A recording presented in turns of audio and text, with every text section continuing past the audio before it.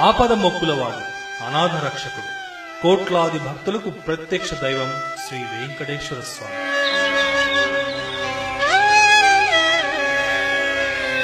అలాంటి తిరుమల శ్రీవారిని ప్రతిరోజు మొదటగా చూసే అదృష్టం ఎవరిది?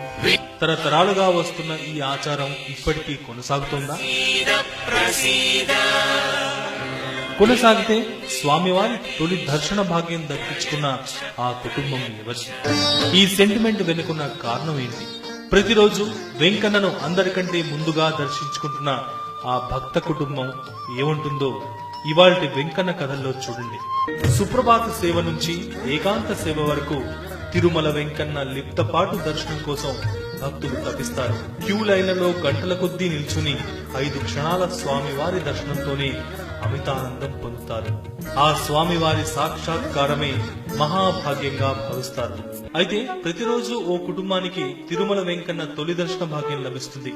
ఆలయ అర్చకుడు కంటే వీరే ముందుగా శ్రీవారిని చూడాలి, ఆ తర్వాతే అభిషేకం.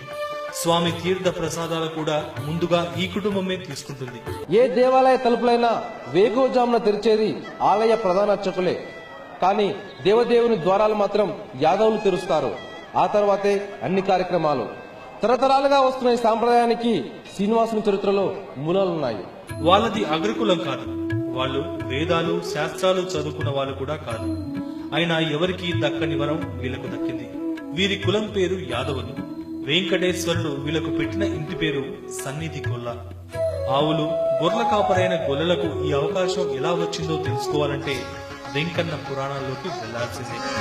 గొల్లలకు ఈ దర్శన భాగ్యం ఎవరిచ్చారో తెలుసా? స్వయానా వెంకటేశ్వరుడే. వెంగమాంబ రాసిన వెంకటేశ్వరుని మహత్యంలో ఈ సంఘటనకు సంబంధించి ప్రస్తావన ఉంది.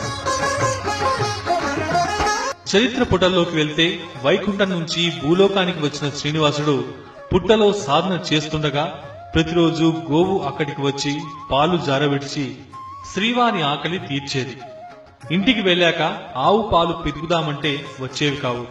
దీంతో పశువుల కాపరైన శరభయ్యపై యజమాని కోప్పడుతుంది. ఆ తర్వాత రోజు ఆవు పుట్టపై పాలు జారబెడుస్తున్న దృశ్యాన్ని చూసి శరభయ్య గొడ్డలతో ఆవును కొట్టబోతాడు. దీన్ని గ్రహించిన వెంకన్న పుట్టలోంచి పైకి లేవడంతో శరభయ్యకు దెబ్బ తగిలి రక్తం ధారలుగా ప్రవహిస్తుంది. ఈ దృశ్యం చూసిన యాదవుడు స్పృహ తప్పి పడిపోతాడు. ఆ తర్వాత స్పృహలోకి వచ్చిన శరభయ్యకు శ్రీనివాసుడు కనిపిస్తాడు. భూమి మీద మొదటిసారి నన్ను చూశావు కాబట్టి ఇక నుంచి నా తొలి దర్శనం నీకేనని శరభయ్యకు వరమిస్తాడు వెంకటేశ్వరుడు. ఇక ఆనాటి నుంచి ఈనాటి వరకు ఈ ఆచారం కొనసాగుతూనే ఉంది. మీరు చూస్తున్న ఈ వ్యక్తులే శరభయ్య వారసులు. నేటికి వీళ్ల దర్శనం తర్వాతే శ్రీవారు భక్తుల్ని చూస్తాడు. వాళ్ళ భార్య పిల్లలంతా వచ్చి ఇచ్చామా, మీకు భయం లేదు, ఆయన భగవంతుడు చేర్పినాడు. కలియుగంలో మొట్టమొదటి దర్శనమిచ్చి ఆయన కాపాడతానని ఆ చంద్ర యాదవ్ బిడ్డలకి భార్యకి ఆయన వరం ఇస్తారు. ఆ వరంలో పుట్టోళ్ళు మేమంతా, మా తాతలు ముత్తాతలు ఆ వేల కొద్ది దేవుడికి వెళ్ళినప్పుడు వెళ్ళిపోయినాడు. అప్పటి నుంచి మా ముత్తాతలు తాతలు అయ్యి మా నాయన ఇప్పుడు మేము కైంకర్యం చేస్తున్నాం. ప్రతిరోజు బ్రహ్మీ ముహూర్తంలో సుప్రభాత సేవకు ముందు సన్నిధి గొల్ల శుభ్రంగా స్నానం చేసి తిరునామం ధరించి గోవిందనామాన్ని స్మరిస్తూ దివిటీలు పట్టుకుని అర్చకులు జియంగారులతో వెళ్లి వాళ్ళ సమక్షంలోనే ఆలయ ద్వారాలు తెరుస్తారు.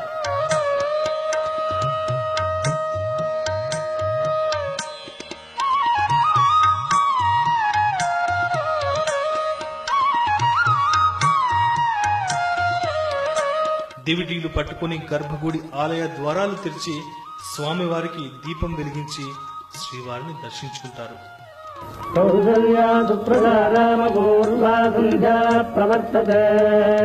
మొదటి తాంబూలం, మొదటి అభిషేక తీర్థం కూడా సన్నిధి గొల్లులకే సమర్పిస్తారు అర్చకులు.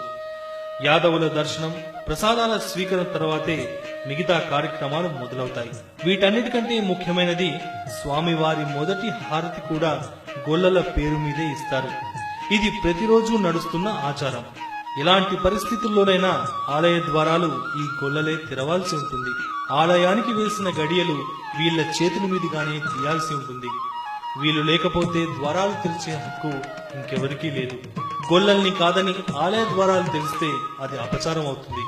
ప్రస్తుతం శరభయ్య వారసత్వాన్ని రమేష్, పద్మనాభులు కొనసాగిస్తున్నారు. 3 గంటలకంతా గుడి ఓపెన్ స్టార్ట్ స్టార్ట్ చేసినామంటే ఆ ద్వారం తెరుచుకొని లోపలికి వెళ్తాం. ఆ లోపలికి వెళ్ళినామంటే అంతటితో అక్కడికి సూర్వాసం మేము లోపలికి వెళ్ళిపోయేది అయిపోతుంది. ఆ ద్వారం వేసుకునేస్తాము. తర్వాత లోపల ఆర్తి అంతా మాకు ఫస్ట్ ఆర్తి చక్కెర తీర్థముట్ట ఇస్తారు. ఈ గొల్లల కోసం ప్రత్యేకంగా పారవేట ఉత్సవం కూడా నిర్వహిస్తారు.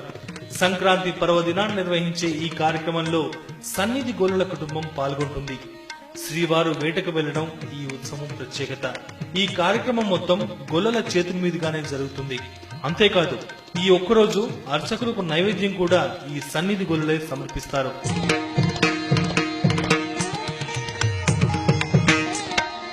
గొల్లల ప్రాశస్త్యం గురించి ఒక్క మాటలు చెప్పాలంటే ప్రధాన ఆలయం ముందు గొల్లల మండపం ఉంటుంది. అదే వీరికున్న ప్రాశస్త్యానికి చిహ్నం. అఖిలాండ కోటి బ్రహ్మాండ నాయకుడి తొలి దర్శనం తమకే సొంతం అన్న ఆనందం ఈ గొల్లల్లో ఇప్పటికీ కనిపిస్తుంది. ఈ జన్మకు ఇంతకంటే గొప్ప వరం ఏముంటుందన్నది వారి భావన. ఫస్ట్ దేవుణ్ణి చూస్తానే మాకు మనసు ఎడుకో వెళ్ళిపోతుంది. కానీ అది ఎట్లా చెప్పేదానికి వీలుండదు. ఎన్నో తరాలు మారాయి. సప్తగిరివాసుని సేవలో ఎంతో మంది రాజులు పాల్గొన్నారు. చోళులు, పల్లవులు, సాళువ, తులువ వంశపు రాజులు ఆలయ అభివృద్ధిలో కీలక పాత్ర పోషించారు. ఆయన ఎవరు కూడా ఈ గొల్లల కైంకర్యాన్ని పక్కన పెట్టలేదు. అందరూ ఈ యాదవుల సంప్రదాయాన్ని తూచా తప్పకుండా పాటించారు. శ్రీకృష్ణ దేవరాయల కాలంలోనైతే వీళ్లకు చాలా మర్యాద, గౌరవం లభించేది. దేవుడి నుంచి వరం పొందిన సన్నిధి గొల్లల కుటుంబాలు స్వామివారి తొలి దర్శనం లభిస్తుందన్న ఆనందంలో ఉన్నాయి. కానీ దానికి తోడు తమ పట్ల వివక్ష చూపిస్తున్నారన్న విచారం కూడా వారిలో కనిపిస్తోంది.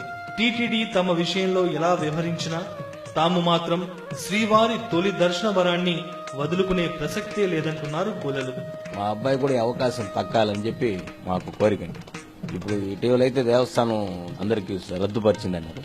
రద్దుపరిచినా కూడా మాకు మాత్రం మేము పోరాడుతున్నాం. భగవంతుడు ఇచ్చిన వరం అండి మాకు మా తాతలు, తండ్రులు, ముత్తాతలు చేశారని కొన్ని వేల తరాలు చేస్తూ వస్తున్నారు. మాకు ఈ అవకాశం వచ్చింది. మాకు పూర్వజన్మ సుకృతం అనుకుని మేము చాలా సంతోషం. కానీ మా పిల్లలకు కూడా ఈ విధంగా రావాలని చెప్పి ఇప్పుడు మేము టీటీడీ వారిని కూడా విన్నవించుకుంటున్నాం. స్వామివారు స్వయానా తమకిచ్చిన ఈ వరం తమ వంశం అంతమయ్యే వరకు కొనసాగిస్తామంటున్నారు. ఈ శ్రీవారి తొలి భక్తులకు దేవుడి వరమున్నా టీటీడీ మాత్రం కరుణించడం లేదు. దేవుడి సన్నిధిలో కుల వివక్ష చూపవద్దని వేడుకుంటున్నారు యాదవులు. అఖిలాండ కోటి బ్రహ్మాండ నాయకుడు శ్రీనివాసుడు ఎవరు దేవుడు? శ్రీవారు మా దేవుడంటే మా దేవుడన్న వాదన ఎన్నాళ్లు జరిగింది. ఏ రూపాల్లో భక్తులు ఆయనను కొలిచారు. క్రీస్తు శకం 1వ శతాబ్దం నుంచి క్రీస్తు శకం 14వ శతాబ్దం వరకు తిరుమల కొండల్లో ఏం జరిగింది? పిలిస్తే పలికే దేవుడు వెంకటేశ్వరుడు. అందుకే ఆయన్ని కలియుగ ప్రత్యక్ష దైవం అన్నారు.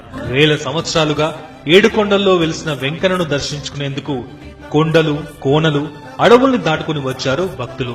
ఒకసారి చూస్తే ఈతి బాధల్ని మర్చిపోయే స్వరూపం వెంకన్నది. వివాదాలు చోటు చేసుకున్నాయి. చివరకు క్రీస్తు శకం 1450 తర్వాతే శ్రీనివాసుడు వైష్ణవ దేవుడిగా, వెంకటేశ్వరుడుగా స్థిరపడ్డాడని చెప్తున్నారు. కొండ మీద మొట్టమొదటి వెలిసింది ఆడబెకి దేవుడే. ఎందుకంటే చుట్టుపక్కల కొండల కోనల్లో ఎక్కడ ఇంత మైదానం లేదు.